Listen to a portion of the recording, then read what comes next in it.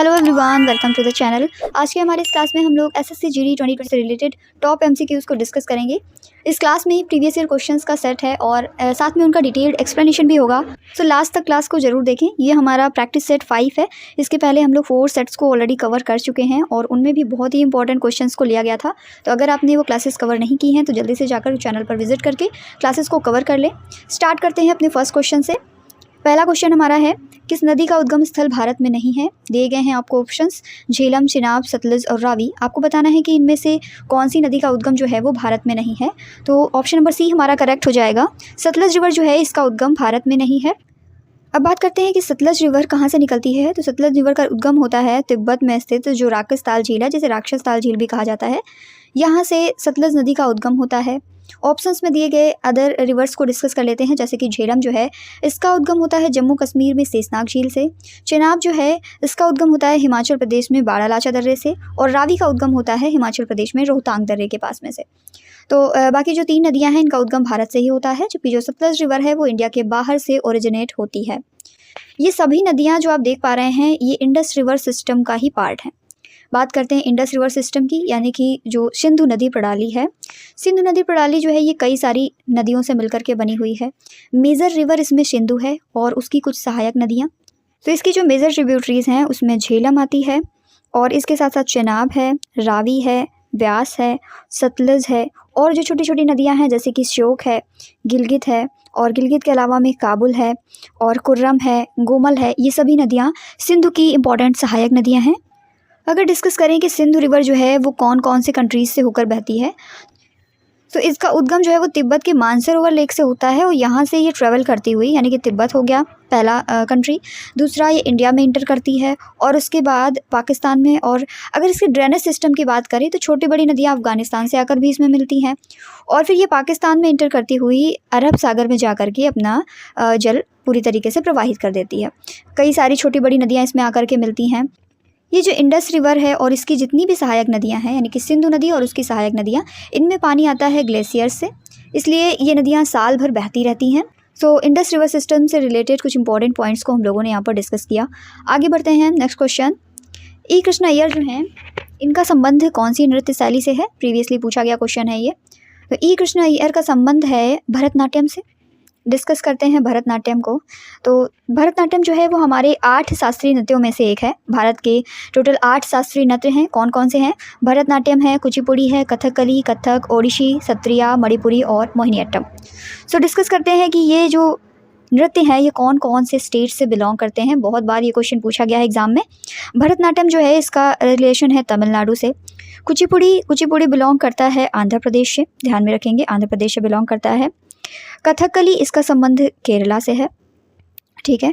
कथक का रिलेशन है यूपी से। दोनों ही कंफ्यूजिंग है थोड़ा सा, कथकली केरला और कथक का रिलेशन है यूपी से। ओडिसी ओडिशा से और सत्रिया जो है ये असम का शास्त्रीय नृत्य है, ध्यान में रखेंगे। इसके अलावा में मणिपुरी जो है ये मणिपुर का है। मोहिनीअट्टम बहुत ही इंपॉर्टेंट है, ये भी केरला का है। तो जितने भी हमारे 8 शास्त्रीय नृत्य हैं उनमें से 2 तो केरला के ही हो गए, कथकली और मोहिनीअट्टम। कथक कहाँ का है? यूपी का है। भरतनाट्यम तमिलनाडु। कुचिपुड़ी बिलोंग करता है आंध्र प्रदेश से। ओडिसी ओडिशा का। सत्रिया ये हो गया असम का। मणिपुरी मणिपुर का। इनको संगीत नृत्य के रूप में मान्यता दी है संगीत नाटक अकेडमी ने। एक बहुत ही इंपॉर्टेंट पॉइंट जो हमें ध्यान में रखना चाहिए, छऊ नृत्य के बारे में आपने सुना होगा। तो क्वेश्चन ये भी कभी कभी पूछा जाता है कि भारतीय संस्कृति का कौन सा ऐसा नृत्य है जिसको अर्धशास्त्रीय नृत्य के रूप में शामिल किया गया है। तो ये छऊ नृत्य है जिसको अर्धशास्त्रीय नृत्य के रूप में शामिल किया गया है। इसको भारतीय संस्कृति मंत्रालय ने शामिल किया है अर्धशास्त्रीय नृत्य के रूप में। आगे बढ़ते हैं अपने नेक्स्ट क्वेश्चन की तरफ।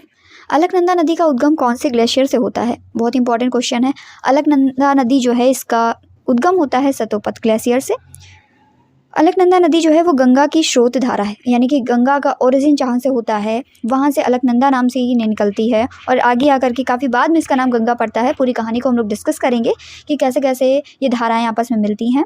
इसकी 5 सहायक नदियाँ कौन कौन सी हैं? धौली गंगा, नंदाकिनी, पिंडार, मंदाकिनी और भागीरथी। इन सभी धाराओं से मिलकर के लास्ट में भागीरथी और अलकनंदा जो हैं वो गंगा नाम से आगे बढ़ती हैं। अलकनंदा अन्य नदियों के साथ में विभिन्न संगम बनाती है जिन्हें प्रयाग कहा जाता है। अब इन 5 प्रयागों को हम लोग डिस्कस करेंगे, बहुत ही इंपॉर्टेंट है। एग्जाम में यहाँ से कई सारे क्वेश्चंस बनेंगे। सबसे पहले इसकी स्टार्टिंग होती है बद्रीनाथ से। बद्रीनाथ से ये जो अलकनंदा रिवर है इसकी एक धारा चलती है, ब्लू कलर से आप देख सकते हैं यहाँ पर। इसके बाद में एक छोटी धारा धौली गंगा नाम से आकर के इसी अलकनंदा में मिलती है, और जहाँ पर ये मिलती है इस स्थान को विष्णु प्रयाग कहते हैं। जहाँ पर भी दो नदियों का संगम होगा उस स्थान को हम प्रयाग कहेंगे। तो पहला प्रयाग ध्यान में रखेंगे, विष्णु प्रयाग। उसके बाद ये अलकनंदा की जो धारा है जिसमें धौली गंगा मिल चुकी है, ये आगे बढ़ती है और इसमें एक रिवर मिलती है आकर के नंदाकिनी। ये जो प्रयाग बनता है इसको कहते हैं नंद प्रयाग। ये नंद प्रयाग के नाम से जाना जाता है। थोड़ा सा आगे बढ़ते हैं तो यहाँ पर पिंडार गंगा के नाम से एक रिवर आकर के मिलती है, और इस प्रयाग को कहते हैं कर्ण प्रयाग। इसके बाद में केदारनाथ से बहती हुई आकर के यहाँ पर मंदाकिनी रिवर आप देख सकते हैं, ये रुद्रप्रयाग में आकर के अलकनंदा से मिलती है, तो इस प्रयाग को रुद्रप्रयाग नाम दिया गया। इसके बाद आप देख सकते हैं गंगोत्री से निकलती है भागीरथी, और ये इसी अलकनंदा में आकर के देवप्रयाग के नाम से यहाँ पर प्रयाग बनाती है, और इसके बाद में इसका नाम गंगा होता है। यमुनोत्री से निकलती है यमुना रिवर जो कि गंगा के पैरेलली बहती है। तो ये पूरी पंचप्रयाग की कहानी है, इसको बहुत अच्छे से लर्न कर लीजिए। क्वेश्चन हमारा था कि अलकनंदा रिवर जो है इसका उद्गम कौन से ग्लेशियर से होता है। तो ये जो सतोप्रत ग्लेशियर है ये बद्रीनाथ में ही लोकेटेड है, यहाँ से अलकनंदा रिवर निकलती है। आगे बढ़ेंगे नेक्स्ट क्वेश्चन, कौन सी नदी का उद्गम स्थल राजस्थान राज्य में है। तो दी गई नदियों के अकॉर्डिंग जो बनास रिवर है इसका उद्गम होता है राजस्थान राज्य से। बनास नदी का उद्गम होता है राजस्थान के राजसमंद जिले में अरावली की पहाड़ियों में जो वेरोन के मठ है वहाँ से होता है इसका उद्गम। बनास नदी पूरी तरीके से राजस्थान के भीतर बहती है। बेरक और मनाली बनास नदी की राइट हैंड से मिलने वाली सहायक नदियाँ हैं। नेक्स्ट क्वेश्चन, विश्व जनसंख्या दिवस ये कब मनाया जाता है। तो विश्व जनसंख्या दिवस मनाया जाता है 11 जुलाई को। शिक्षक दिवस सेलिब्रेट किया जाता है 5 सितंबर को। पर्यावरण दिवस मनाते हैं 5 जून को, और स्वतंत्रता दिवस सेलिब्रेट किया जाता है 15 अगस्त को। कुछ और इंपॉर्टेंट दिवस को यहाँ पर डिस्कस करते हैं, जैसे कि राष्ट्रीय खेल दिवस जो है ये कब मनाया जाता है। तो ये मनाया जाता है 29 अगस्त को, ध्यान में रखेंगे 29 अगस्त को राष्ट्रीय खेल दिवस मनाते हैं। कई बार पूछा गया क्वेश्चन है ये। राष्ट्रीय युवा दिवस को अगर डिस्कस करें तो राष्ट्रीय युवा दिवस मनाते हैं 12 जनवरी को। 12 जनवरी को सेलिब्रेट किया जाता है ये। राष्ट्रीय विज्ञान दिवस की बात करें तो राष्ट्रीय विज्ञान दिवस सेलिब्रेट करते हैं हम लोग फरवरी में, कब 28 फरवरी को। एक बहुत ही इम्पॉर्टेंट दिवस है राष्ट्रीय प्रवासी भारतीय दिवस, ये सेलिब्रेट किया जाता है 9 जनवरी को। कुष्ठ रोग निवारण दिवस जो है ये सेलिब्रेट किया जाता है, कुष्ठ रोग निवारण दिवस 30 जनवरी को सेलिब्रेट किया जाता है। विश्व आर्द्र भूमि दिवस जो है, आर्द्र भूमि दिवस ये सेलिब्रेट किया जाता है 2 फरवरी को। थल सेना दिवस की बात करें यानी कि इंडियन आर्मी डे, तो ये 15 जनवरी को मनाया जाता है। यहीं पर राष्ट्रीय बालिका दिवस की बात करें तो बालिका दिवस सेलिब्रेट किया जाता है 24 जनवरी को, और 26 जनवरी को गणतंत्र दिवस मनाते हैं, ये हम सभी को मालूम है। एक बहुत ही इम्पॉर्टेंट दिवस है विश्व पृथ्वी दिवस। पृथ्वी दिवस सेलिब्रेट किया जाता है 22 अप्रैल को। यहीं पर डिस्कस करते हैं कि 22 मार्च को क्या सेलिब्रेट करते हैं। तो 22 मार्च को सेलिब्रेट किया जाता है विश्व जल दिवस। 22 अप्रैल को हम लोगों ने डिस्कस किया पृथ्वी दिवस मनाते हैं। 22 मई की अगर बात करें तो 22 मई को सेलिब्रेट करते हैं विश्व जैव विविधता दिवस। जैव विविधता दिवस ध्यान में रखेंगे। एक और बहुत ही इम्पॉर्टेंट डे है विश्व मलेरिया दिवस। तो मलेरिया दिवस सेलिब्रेट किया जाता है 25 अप्रैल को। 25 अप्रैल को सेलिब्रेट करते हैं विश्व मलेरिया दिवस। विश्व स्वास्थ्य दिवस की अगर बात करें तो विश्व स्वास्थ्य दिवस सेलिब्रेट किया जाता है 7 अप्रैल को। 7 अप्रैल को सेलिब्रेट करते हैं विश्व स्वास्थ्य दिवस। अम्बेडकर जयंती की बात करें तो ये 14 अप्रैल को मनाई जाती है। चलिए आगे बढ़ते हैं। नेक्स्ट क्वेश्चन है हमारा, PMGY का पूर्ण रूप क्या है। तो PMGY जो है इसका पूर्ण रूप है प्रधानमंत्री ग्रामोदय योजना। ऑप्शन नंबर जो बी हमारा दिया है यही करेक्ट है, ऑप्शन नंबर बी प्रधानमंत्री ग्रामोदय योजना। प्रीवियसली पूछा गया क्वेश्चन है, योजनाओं से भी कई सारे क्वेश्चंस बनते हैं। ये जो PMGY है इसके अंतर्गत निम्नलिखित कार्यक्रम चलाए जा रहे हैं। कौन कौन से कार्यक्रम हैं? मिड डे मील योजना है, समेकित बाल विकास योजना है और किशोरी शक्ति योजना। ये तीनों कार्यक्रम इसके अंतर्गत चलाए जा रहे हैं। एक बहुत ही इंपॉर्टेंट स्कीम है आयुष्मान भारत स्कीम। ये जो है राष्ट्रीय स्वास्थ्य नीति आई थी 2017 में, उसके तहत सार्वभौमिक स्वास्थ्य कवरेज के लक्ष्य को हासिल करने के लिए स्टार्ट की गई थी। एक योजना है प्रधानमंत्री श्रम योगी मानधन योजना। इसमें जो असंगठित क्षेत्र के कामगार हैं उनको पेंशन देने के लिए स्टार्ट की गई थी। गरीब कल्याण रोजगार अभियान है जिसे GKRA कहते हैं, GKRA गरीब कल्याण रोजगार अभियान। ये जो है जब कोविड-19 महामारी से जो ग्रामीण आबादी प्रभावित हुई थी उसके लिए स्टार्ट की गई थी, तो ये भी इम्पॉर्टेंट योजना है। राष्ट्रीय वित्तीय समावेशन मिशन जो है इसमें जितनी भी वित्तीय सेवाएं होती हैं उन तक लोगों की पहुंच सुनिश्चित करने के लिए स्टार्ट की गई थी योजना। और एक बहुत ही इम्पॉर्टेंट योजना है प्रधानमंत्री जन धन योजना, जिसे कहते हैं PM JDY प्रधानमंत्री जन धन योजना, ये जो है वित्तीय समावेशन सुनिश्चित करने के लिए देश के जितने भी परिवार हैं उनको व्यापक वित्तीय समावेशन के तहत लाने की एक पहल थी। और संपूर्ण स्वच्छता अभियान जो है, जिसे TSC कहते हैं, संपूर्ण स्वच्छता अभियान, इसके तहत जो खुले में शौच है उसको ख़त्म करने और जो भी मैनुअल स्कैवेंजिंग है उसको कम करने के लिए स्टार्ट की गई योजना है। तो सेंट्रल गवर्नमेंट्स की इन कुछ योजनाओं के बारे में हम लोगों ने डिस्कस किया।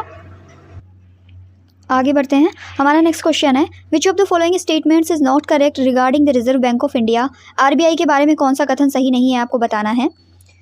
तो ऑप्शन नंबर डी हमारा करेक्ट हो जाएगा। RBI जो है वो केंद्र सरकार के लिए वार्षिक बजट तैयार नहीं करती है, यही ऑप्शन हमारा करेक्ट है।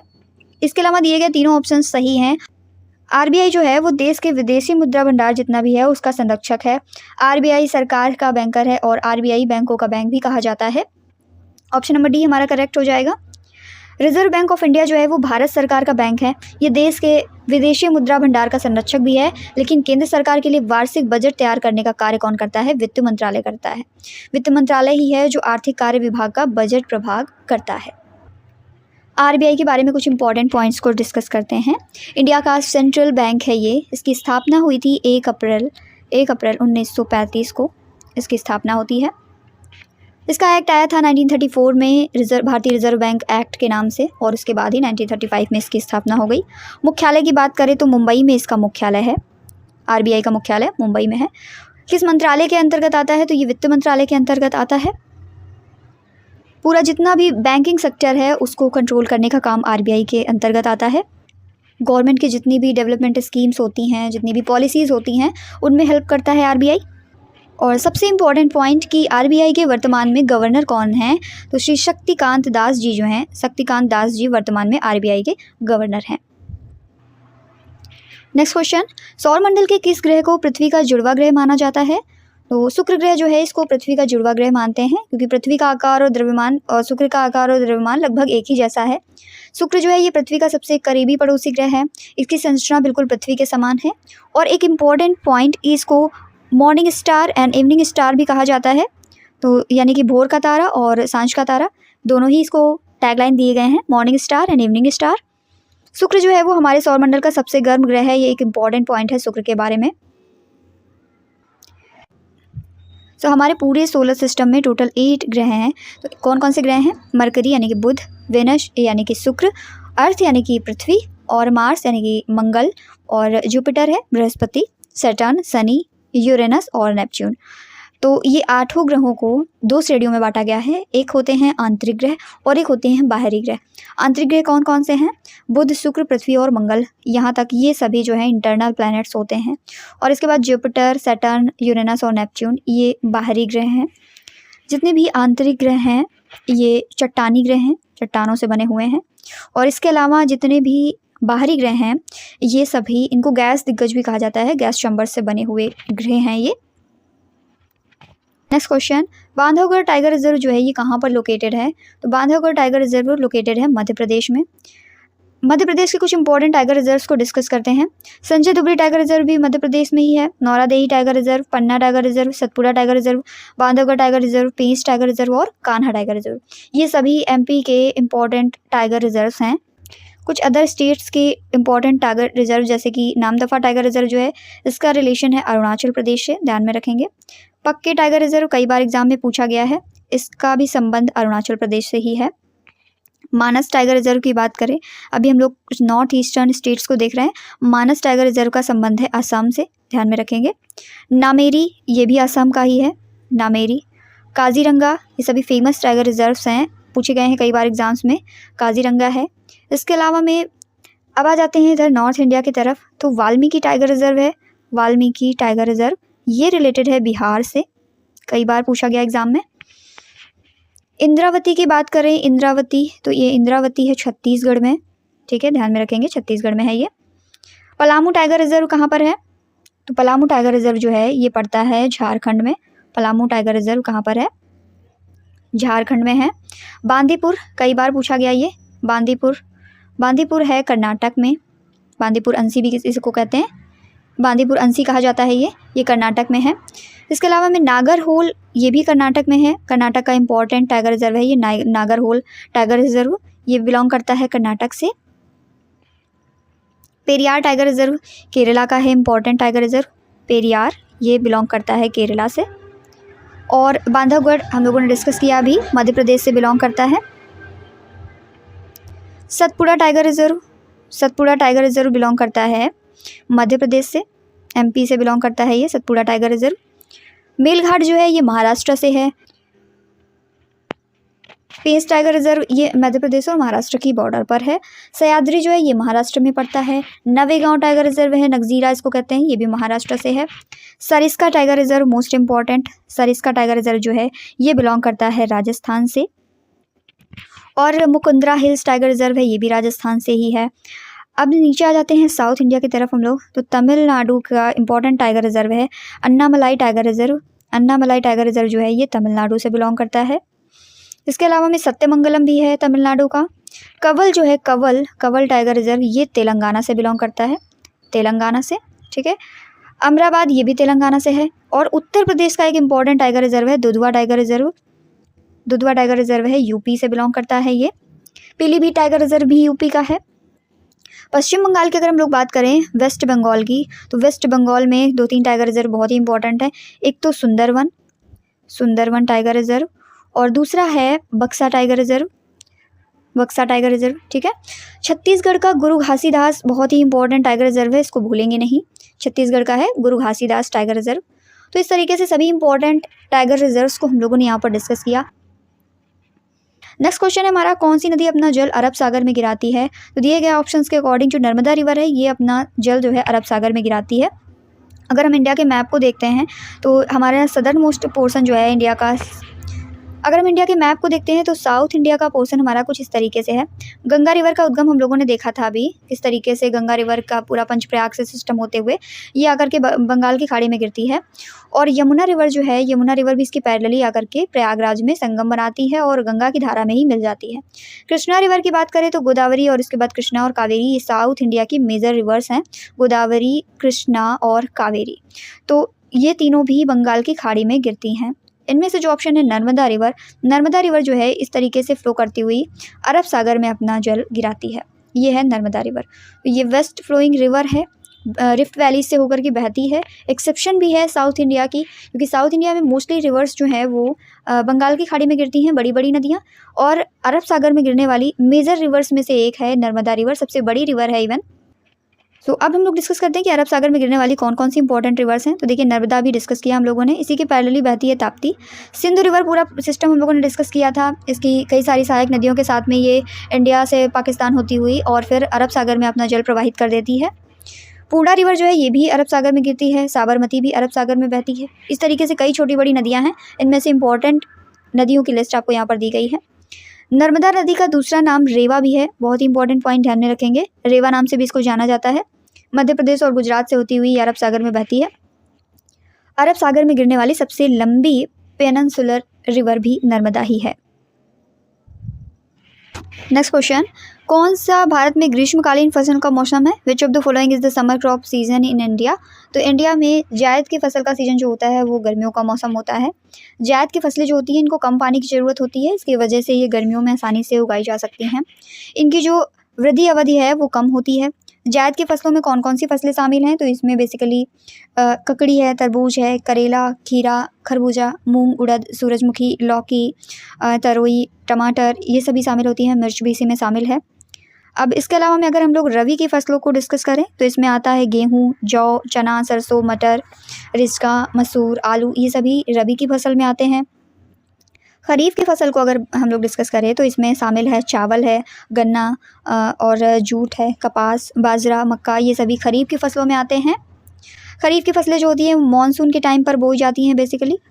जो रबी की फसलें हैं ये सर्दियों में बोई जाती हैं, अक्टूबर नवंबर के मंथ में सर्दियों में बोई जाती हैं, और मानसून के समय में बोई जाती हैं खरीफ की फसलें। जायद की फसलें इन दोनों के बीच में बोई जाती हैं गर्मियों के मौसम में। आगे बढ़ते हैं। 2011 की जनगणना के अनुसार भारत का सबसे कम जनसंख्या वाला राज्य कौन सा है? 2011 की सेंसस से कई बार क्वेश्चन बनते हैं, लगभग हर बार एक आधा क्वेश्चन इसमें से बन जाता है। 2011 के सेंसस से कई सारे क्वेश्चंस देखने को मिले हैं एसएससी जीडी में। तो यहाँ पर हमारा करेक्ट ऑप्शन है सिक्किम। 2011 की जो जनगणना हुई थी उसके अकॉर्डिंग भारत का सबसे कम जनसंख्या वाला राज्य है सिक्किम। सबसे अधिक जनसंख्या की बात करें तो यूपी में सबसे अधिक जनसंख्या है, सबसे कम जनसंख्या है सिक्किम में। पॉपुलेशन डेंसिटी की अगर बात करें तो सबसे ज़्यादा पॉपुलेशन डेंसिटी बिहार में देखने को मिलती है और सबसे कम पॉपुलेशन डेंसिटी है अरुणाचल प्रदेश में। 2011 की सेंसस के अकॉर्डिंग जो इंडिया की 68.8% हिस्सा जो है भारतीय लोगों का वो ग्रामीण क्षेत्रों में रहते हैं। इंडिया की अगर लिटरेसी की बात करें तो भारत में साक्षरता दर थी 74.04% 2011 की जनगणना के अकॉर्डिंग। जनसंख्या घनत्व जो है भारत का पूरा पॉपुलेशन डेंसिटी ये 382 प्रति वर्ग किलोमीटर था। और हिस्ट्री में अगर देखें तो भारत की जो आबादी है उसमें सबसे कम वृद्धि दर जो है वो दर्ज की गई 2001 से 2011 के दशक में। और एक मोस्ट इम्पॉर्टेंट पॉइंट कि भारत में जो लिंगानुपात है वो 943 था, यानी कि प्रति 1000 पुरुषों पर 943 महिलाएं हैं। इसको लिंगानुपात कहते हैं, यानी कि सेक्स रेशियो। क्लास हमारी यहीं पर एंड होती है। क्लास कैसी लगी कमेंट में जरूर बताएंगे। अपने दोस्तों के साथ में इसे शेयर करिए और चैनल पर अगर नए हैं तो सब्सक्राइब करके बेल आइकन को प्रेस करना ना भूलें। तो चैनल पर नए हैं तो सब्सक्राइब करके बेल आइकन को प्रेस कर ले ताकि जो भी इन्फॉर्मेटिव वीडियोज़ आती हैं इसके आगे के सेट्स जो भी आते हैं उनके नोटिफिकेशन सबसे पहले आपको मिल सके। Thank you.